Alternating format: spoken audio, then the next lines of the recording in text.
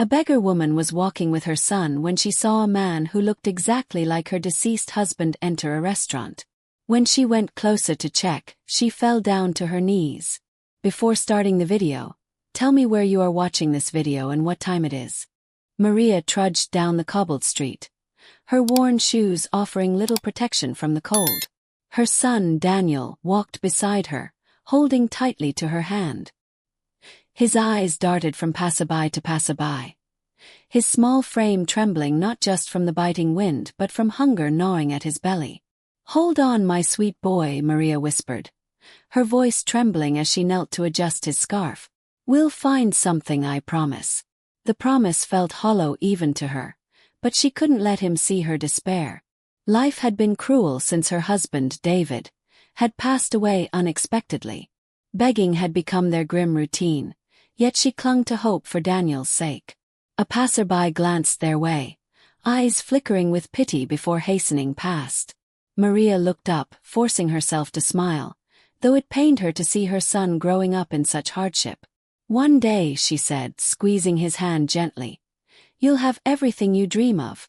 A warm bed, a table full of food, and a life where you'll never feel cold again." Daniel nodded, his young face shadowed with weariness. They walked on, the city's vibrant noise fading into the background, their world reduced to the silent ache of survival. The scent of roasting meat and fresh bread wafted from a nearby restaurant, causing Daniel to tug at Maria's hand. She hesitated, knowing they couldn't afford even the cheapest meal, but her heart broke at the longing in her son's eyes. "Let's just look," she said softly, guiding him closer to the building. As they approached, Maria froze in her tracks. Her heart stopped for a moment, and the world seemed to blur around her. Through the large glass window of the restaurant, she saw a man sitting alone at a table. He was reading a menu, his profile turned slightly toward the street. Her breath caught. It wasn't possible. "David," she whispered, barely audible. Her legs felt unsteady as the name left her lips. "What is it, Mama?" Daniel asked, looking up at her with wide eyes. Maria couldn't answer. The man, his dark hair, the curve of his jawline, the way he scratched his chin as he always used to, it was David. The same David who had been declared dead 3 years ago. Her mind reeled. She clutched Daniel's hand tighter, as if he might be able to anchor her to reality. This couldn't be real. But when the man laughed at something the waiter said, her knees buckled under the weight of memories flooding back.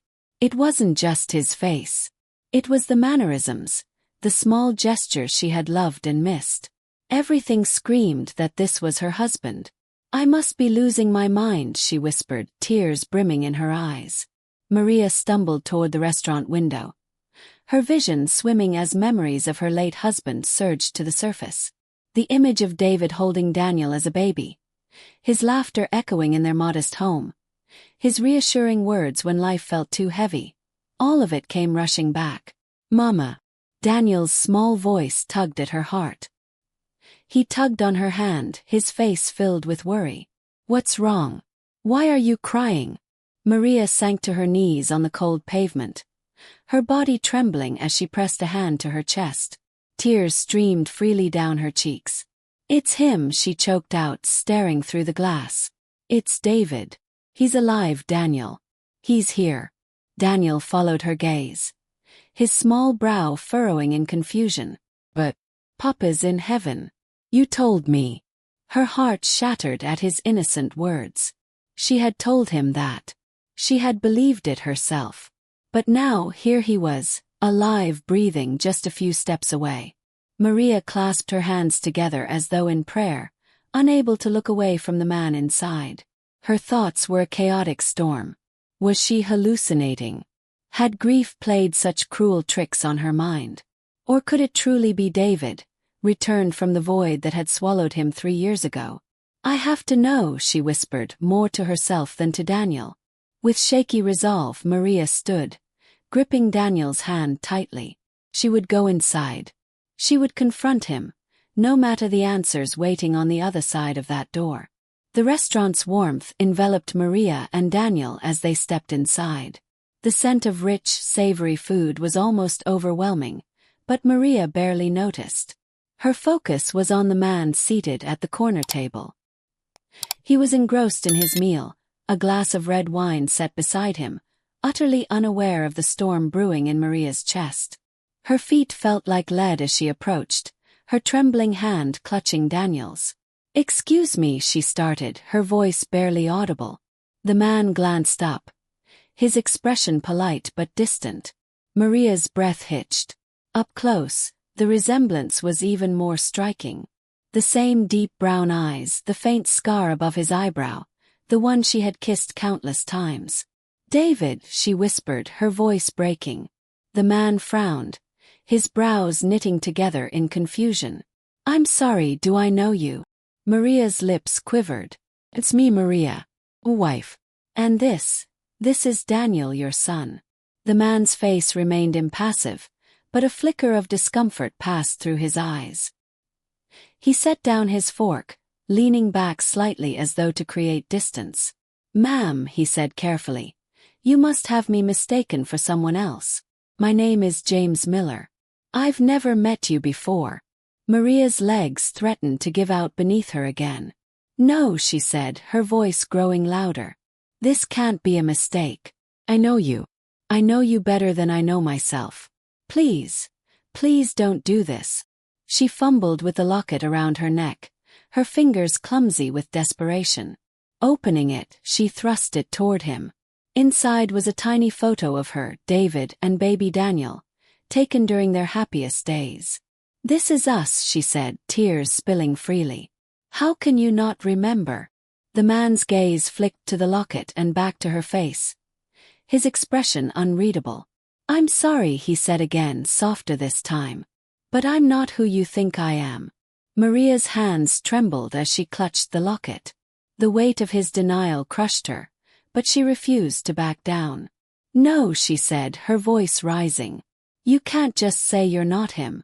Look at this picture. Look at my face. Look at Daniel. How can you not see it?" The man, James as he called himself, leaned back in his chair, visibly uncomfortable. Other diners were beginning to notice, their whispers a growing murmur in the background. The restaurant manager hovered nearby, clearly debating whether to intervene. James ran a hand through his hair, a gesture so achingly familiar it made Maria's chest tighten. Yet his face remained calm, his tone measured. "Ma'am," he said, "I don't know how else to explain this to you. I am not David. My name is James Miller. I was born and raised in Boston. I've never been married, and I certainly don't have a son." Maria's knees wobbled, and she leaned on the edge of the table for support. The truth in his voice felt like a dagger, yet her heart screamed against it.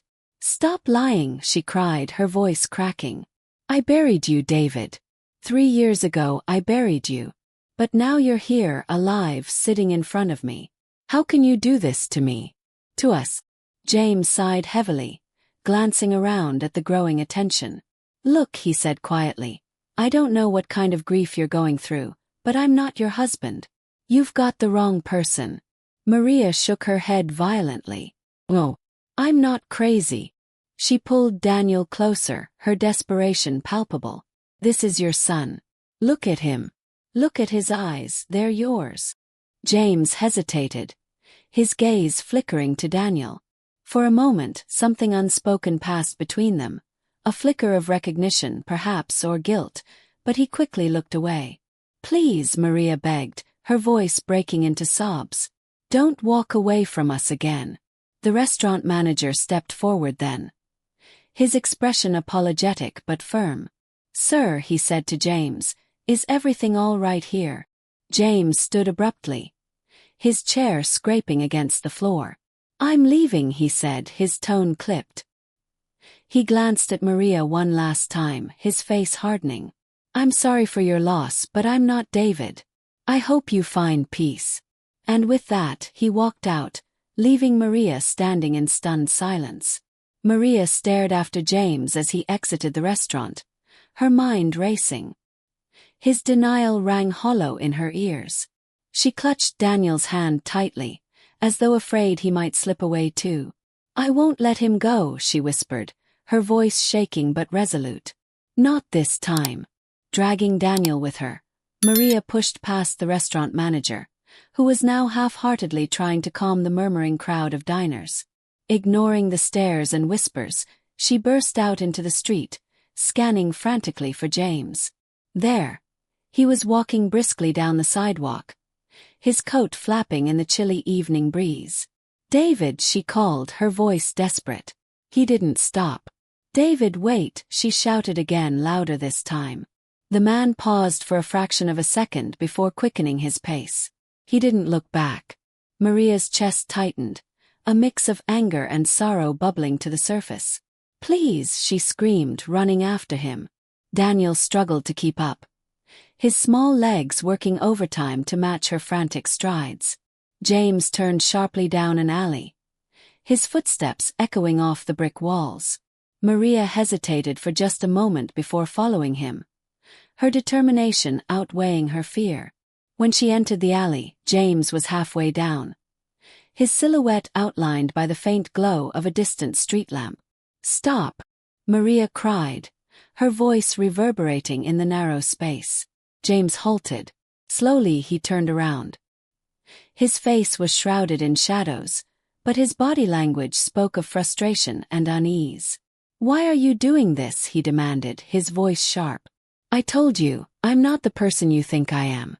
Why can't you leave me alone?" Maria's chest heaved as she stepped closer, her fists clenched at her sides. "'Cause you are him. I know you are. You can deny it all you want, but I won't let you run away from us again. Not without answers." James ran a hand over his face, exhaling deeply. "You're making a mistake," he said, his tone softer now, almost weary. "You don't know what you're getting yourself into." "Then tell me the truth," Maria shot back, her voice cracking. "If you're not David, who are you? Why do you look exactly like him? Why do you carry yourself like him? Why?" James hesitated, his hand gripping the edge of his coat as if bracing himself. "You want the truth?" he asked, his voice low. "Yes," Maria said, her eyes blazing with tears. "I deserve that much." James's shoulders slumped. He looked down at the ground for a long moment before finally meeting her gaze. "All right," he said. "I'll tell you." Maria's heart pounded in her chest as James stepped closer, his features dimly illuminated by the weak glow of the street lamp. Daniel clung to her side, his small face pressed against her coat. "Listen carefully," James began, his voice low and cautious, "because I'm only saying this once." Maria's breath caught, her hands trembling as she nodded. She braced herself for what was to come, the truth she had been desperate to uncover. "I'm not David," he said, the words sharp and deliberate. "But I have every reason to believe I'm connected to him." Maria's brow furrowed, confusion momentarily eclipsing her grief. "What do you mean? Connected how?" James exhaled, running a hand through his hair. "I was adopted as a baby," he said finally. "I always knew I wasn't my parents' biological child, but they never told me much about where I came from. All I know is that I had a twin brother." Maria's breath hitched. "A twin?" He nodded. "I never met him, never even knew his name. My parents wouldn't talk about it. But if you're right, if this David you're talking about is my twin, then I don't know what that means. I don't know why he's gone or why you think I'm him." Maria's knees weakened, and she leaned against the wall for support. Her mind raced as she tried to reconcile the impossible, that the man standing before her was not her husband, but someone who shared his face, his mannerisms, his very essence. Why didn't you try to find him?" she whispered. James's expression darkened. "Tried. For years I searched. But the adoption records were sealed, and my parents refused to help. Eventually I gave up. I thought he must be dead, or living a life so far from mine that we'd never cross paths." Tears streamed down Maria's face. "He's gone," she said softly. "David died 3 years ago. And now I'm here looking at you, and it feels like he's standing in front of me again." James's jaw tightened, his hands slipping into his pockets. "I'm sorry for your loss," he said, his voice almost a whisper. But I'm not him. I'm not David. Maria stared at James, her mind reeling. The revelation hung heavily in the cold air between them. A twin brother. How could such a critical piece of David's life have been hidden from her? You mean to tell me, she began, her voice unsteady, that all this time David had a twin and he never knew? James shrugged, his expression both apologetic and guarded. I can't say for certain what he knew. Maybe he was never told. I wasn't told much either, and when I started asking questions, my adoptive parents shut me down. Maria pressed her fingers to her temple, the ache of disbelief creeping in.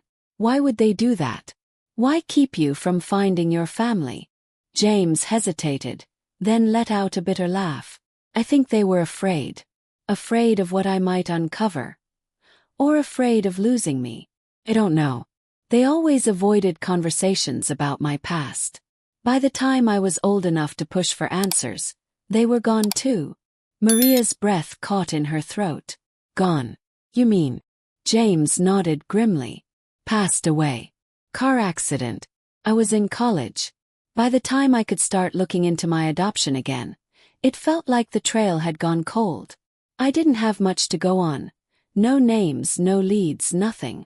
Maria clung to the wall for support, trying to process this deluge of information. David and I.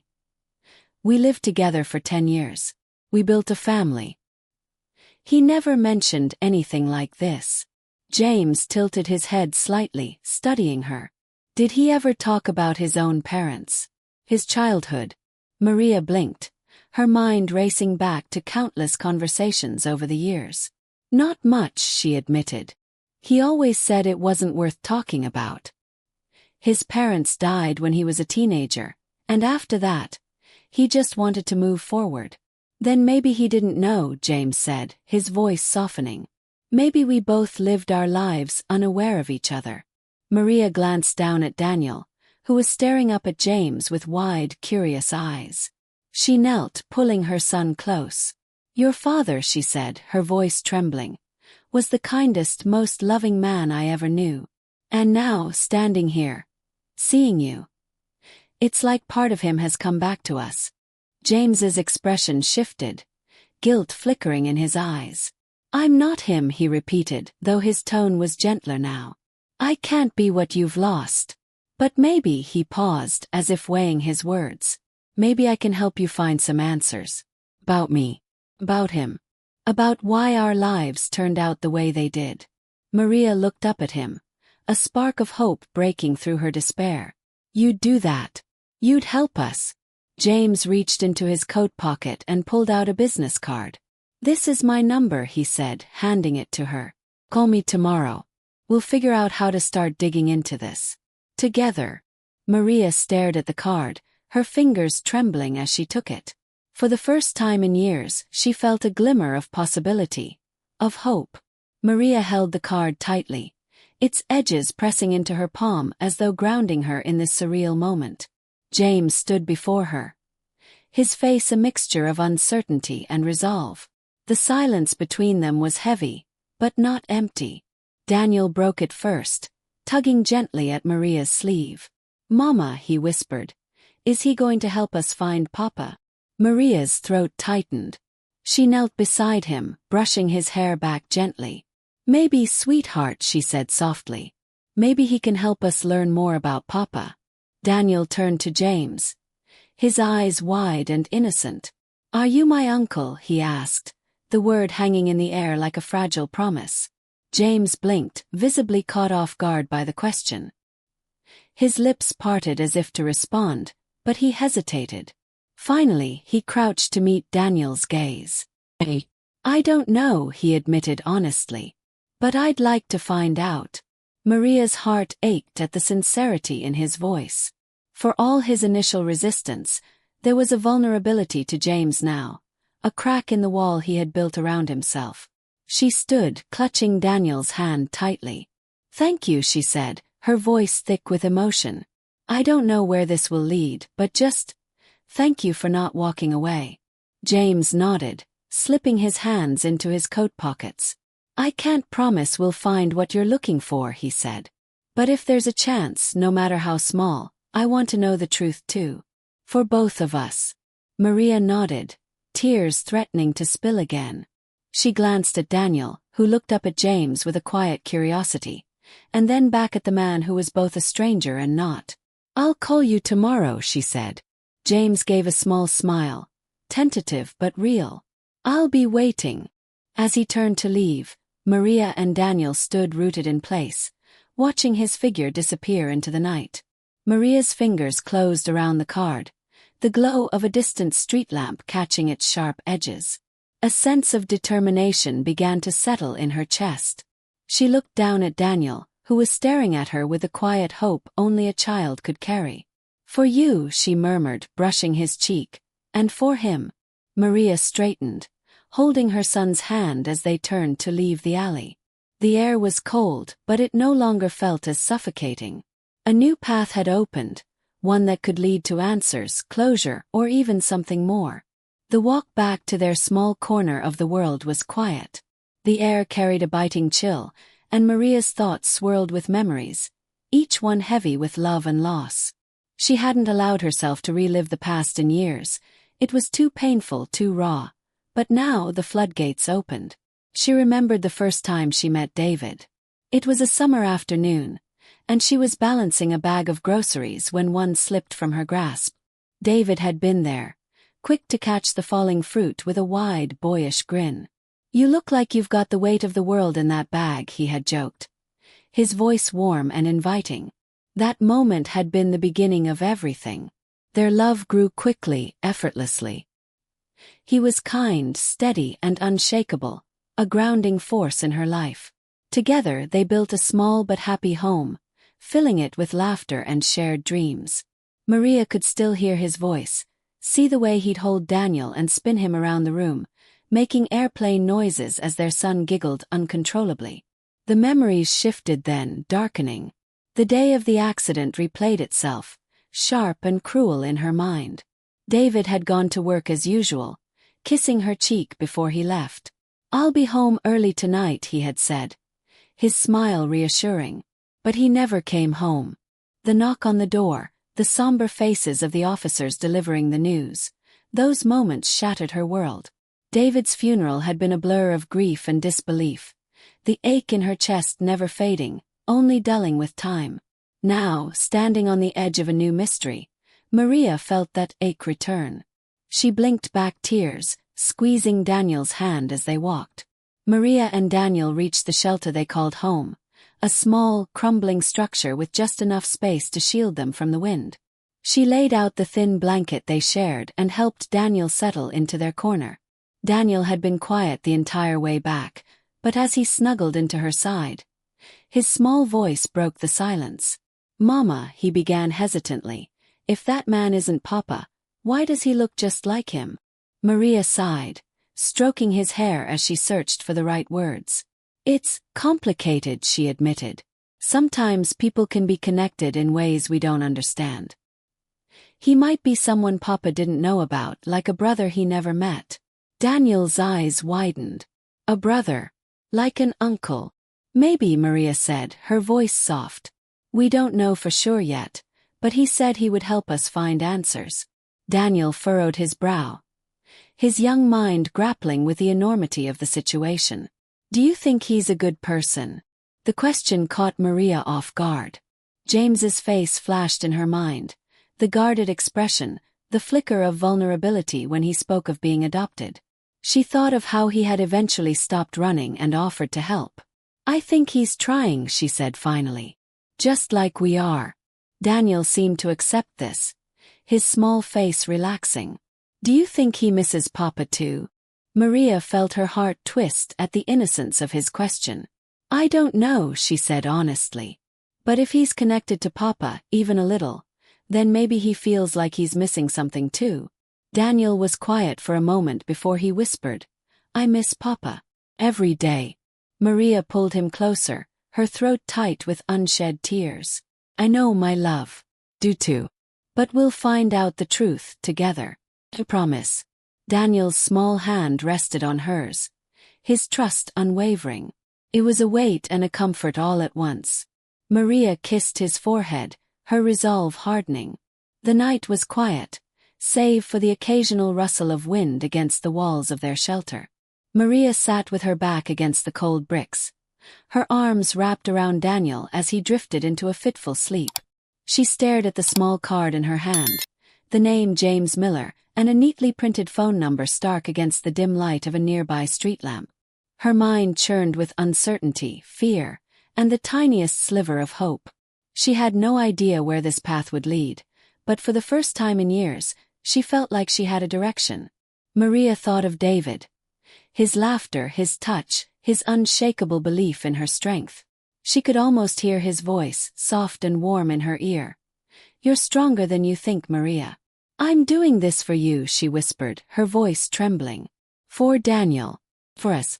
The weight of the unknown pressed down on her, but she refused to let it crush her. James had opened a door she didn't even know existed, and she would step through it, no matter how difficult the journey. Tomorrow she would call. She would meet James again, ask the questions that haunted her, and dig into the secrets of his past and David's. If this man was truly David's twin, then somewhere within that truth lay the answer she had been searching for since the day she lost her husband. Maria glanced at Daniel, his small chest rising and falling steadily as he slept. Her fingers brushed a strand of hair from his forehead. "For you," she murmured, her voice barely audible. "And for the future you deserve." As the first light of dawn began to creep into the sky, Maria closed her eyes briefly, her resolve stronger than ever. Whatever challenges lay ahead, she was ready to face them. Morning arrived with its usual chill, the city slowly waking as the sun crept over the skyline. Maria stirred from her restless sleep, her arms still wrapped protectively around Daniel. The business card was still clutched in her hand, slightly crumpled from a night of holding it too tightly. Daniel yawned, rubbing his eyes as he sat up. "Mama, are we going to see the man today?" Maria nodded, brushing her fingers through his messy hair. "Yes, sweetheart. We'll call him and see what happens next." As they stepped onto the street, the city's noise began to swell around them. People rushed by, bundled in warm coats, their lives moving at a pace Maria could hardly imagine. She and Daniel fell into their familiar rhythm, walking past the bustling shops and busy sidewalks. When they neared the restaurant from the night before, Maria paused. The building loomed ahead, a stark reminder of the encounter that had turned her world upside down. Her feet felt rooted to the spot as her eyes scanned the window where she'd first seen James. She clutched Daniel's hand, taking a deep breath. "Come on," she said softly, tugging him along. As they walked away, Maria glanced back one last time. The restaurant seemed almost ordinary now, just another part of the city.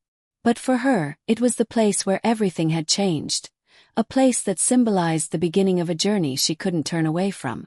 Maria and Daniel continued their walk, weaving through the city streets as the weight of uncertainty pressed down on her.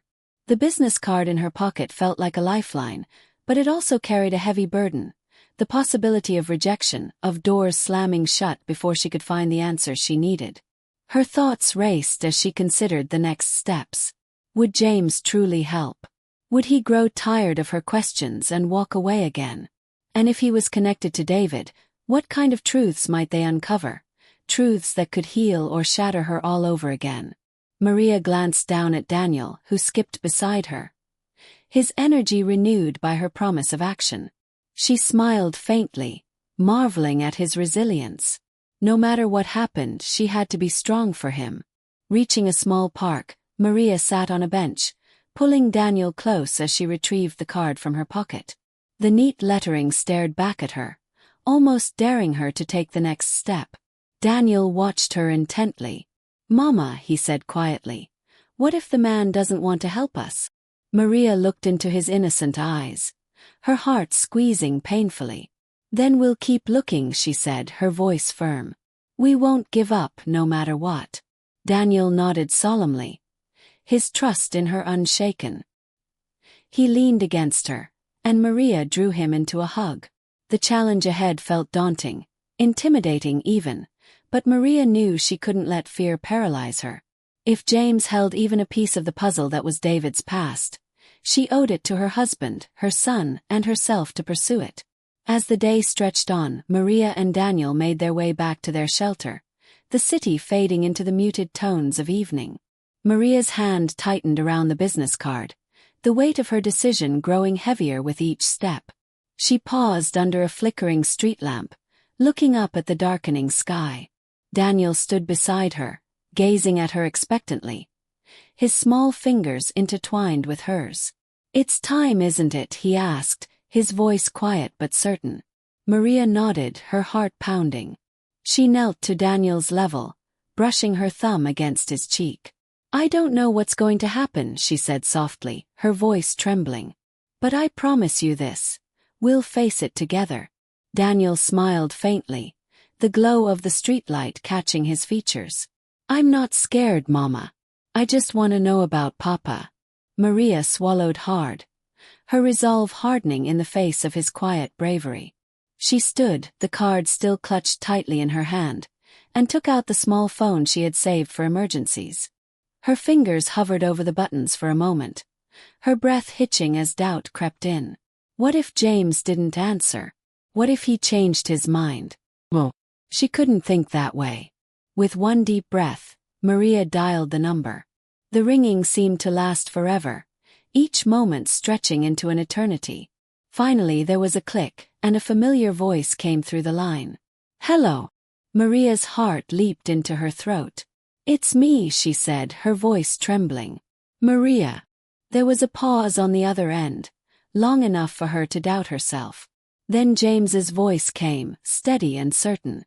"I was waiting for your call." Relief flooded her chest. "I want to know the truth," she said, her words spilling out in a rush. "About you, about David, about everything." "And we'll figure it out," James replied. "Tomorrow. Meet me at the park where we talked before. We'll start there." Maria closed her eyes, exhaling slowly. "Thank you," she whispered. As the call ended, Maria turned to Daniel, who looked up at her with wide, hopeful eyes.